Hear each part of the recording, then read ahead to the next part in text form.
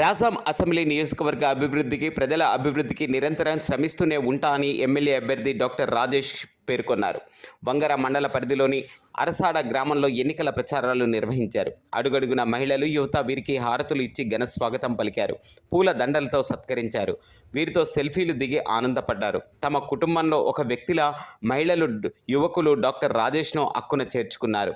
ఇప్పటి వరకు జగన్మోహన్ రెడ్డి చేసిన అభివృద్ధి, సంక్షేమాన్ని చూపించి ఓటు అడిగిన నాయకులు ఎవరూ లేరని, తమ ఓటును ఫ్యాన్ గుర్తుకే వేస్తామని ప్రజలు స్పష్టం చేశారు.